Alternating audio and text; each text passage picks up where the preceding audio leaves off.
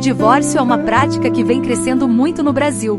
Os números oficiais são muito preocupantes, pois dão conta de que mais de 500 casais se separam por dia no país. Houve época em que esses números eram maiores entre os não protestantes. Hoje em dia, as estatísticas praticamente equiparam os evangélicos ao restante da sociedade. Se a diferença é muito pouca, devemos analisar a questão bem de perto e à luz das Escrituras. Certa vez, alguns líderes religiosos judeus questionaram Jesus acerca do divórcio. Mateus 19, Marcos 10, Lucas 16. Os fariseus se aproximaram do Senhor com uma pergunta capciosa, pois eles experimentavam a Jesus. Mateus capítulo 19, versículo 3. Vieram a ele alguns fariseus e o experimentavam, perguntando: é lícito ao marido repudiar a sua mulher por qualquer motivo?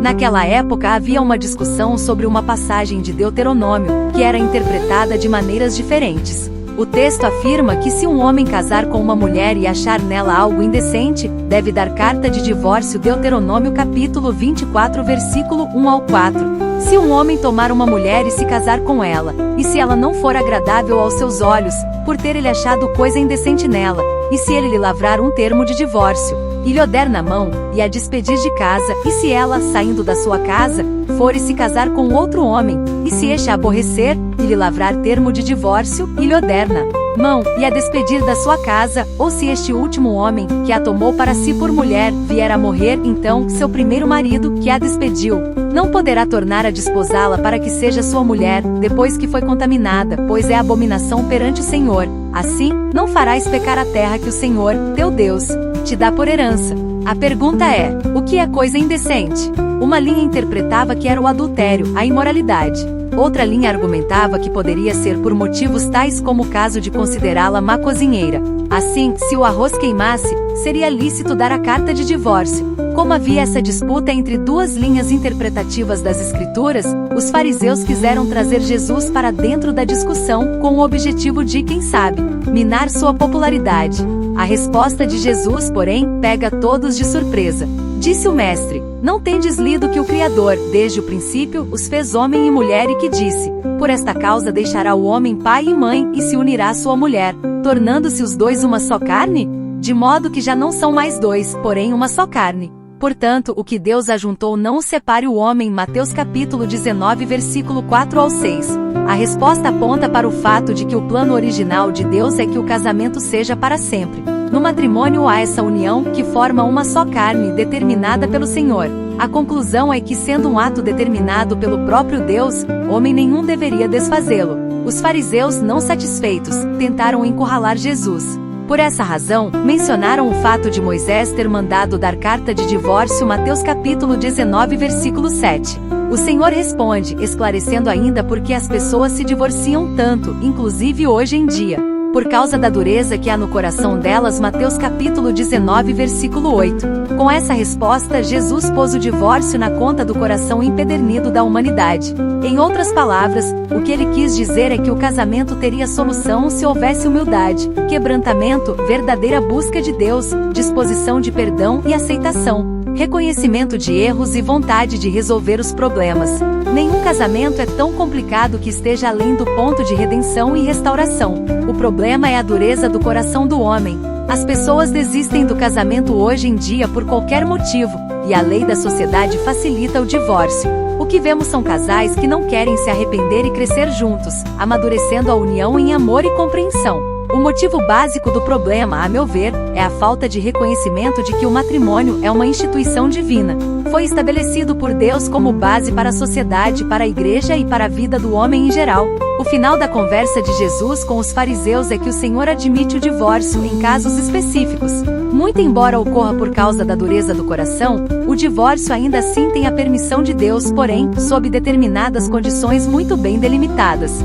Eu digo a vocês, quem repudiar a sua mulher não sendo por causa de relações sexuais ilícitas e casar com outra, comete adultério. E quem casar com a repudiada comete adultério. Mateus capítulo 19, versículo 9 e 10. O que Jesus disse é que o alvo de Deus para o casamento é que seja até a morte de um dos cônjuges. Por causa da dureza do coração humano, isto é, nas situações em que o homem ou a mulher buscam o caminho mais fácil para sair do relacionamento que Deus criou para ser perpétuo, então é permitido o divórcio, mas só quando há relações sexuais ilícitas. Assim, se é divórcio, repúdio na linguagem bíblica, por outro motivo que não sejam relações sexuais extraconjugais, tais como afirmações de que o amor acabou ou há incompatibilidade de gênios e houver novo casamento, comete-se o pecado do adultério. Diante de Deus, o primeiro casamento nessa situação não terminou. No caso de adultério, os pastores em geral, e aqui eu me incluo, têm como primeira palavra ao casal a reconciliação. O cenário ideal diante de uma situação dessas é que o cônjuge que cometeu adultério demonstre seu arrependimento, peça perdão e busque a reconciliação. Ao cônjuge ofendido, aconselha-se que perdoe e aceite de volta a relação. Não sendo viável, por causa da dureza do coração, é possível procurar e obter divórcio. Nesse caso, a pessoa inocente estaria livre para casar uma segunda vez. Há uma linha interpretativa dessa situação em nossos dias segundo a qual, em alguns casos, não foi Deus quem efetivou a união.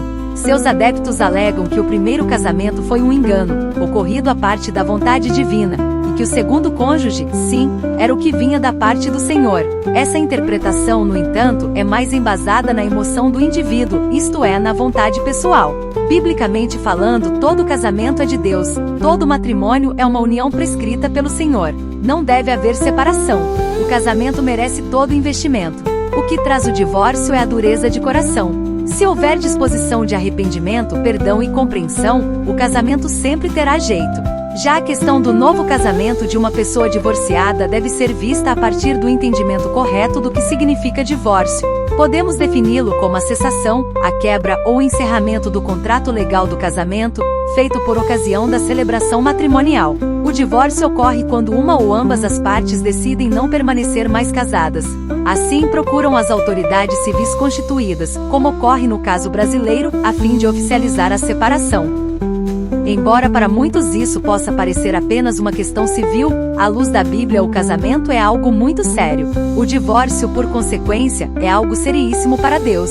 Em Malaquias está escrito que Deus odeia o repúdio. Nesse caso, tanto o repúdio do marido pela mulher quanto o da mulher pelo marido. Malaquias capítulo 2 versículo 16, porque o Senhor, Deus de Israel, diz que odeia o repúdio e também aquele que cobre de violência as suas vestes, diz o Senhor dos Exércitos. Portanto, cuidai de vós mesmos e não sejais infiéis. E por que Deus odeia o divórcio? Porque o Senhor instituiu o casamento com o propósito de durar até o fim da vida de um dos cônjuges. O intuito divino ao fazê-lo é apresentar a figura da relação de Cristo com a Igreja. O marido representa Cristo e a mulher representa a Igreja. Da mesma forma que essa relação é eterna, o casamento, como imagem terrena dessa relação, deveria, igualmente, ser uma relação durável e permanente, perpétua. Como vimos anteriormente em Mateus 19, Jesus ressaltou que desde o princípio Deus fez homem e mulher, que se uniriam como uma só carne. O que ele quis dizer é que o desejo do Senhor, seu propósito, é o mesmo que se encontra na criação do mundo. Cristo também esclareceu que o Criador só permitiu a Moisés dar carta de divórcio por causa da dureza do coração humano, Mateus capítulo 19 versículo 8. Por conhecer a dureza do coração humano e ter compaixão em determinadas situações, Deus permitiu o divórcio em casos específicos, relações sexuais ilícitas. Nesse caso, a pessoa traída poderia se divorciar. Com isso, Jesus estava deixando implícito que se tivesse havido relação sexual impura, ilegal, injusta da parte de um dos cônjuges, um segundo casamento seria possível. Não seria adultério. Com base nessas afirmações de Jesus é que entendemos que no caso de adultério o divórcio é possível. Um segundo casamento seria, nessas condições, aceitável. Pastores, portanto, estariam livres para celebrar casamentos de pessoas que estão se unindo novamente em matrimônio, caso elas tenham sido traídas por seu cônjuge anterior.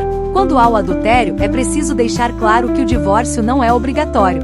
O caminho prioritário é o de perdão, arrependimento, mudança de vida, aceitação e reconquista da confiança.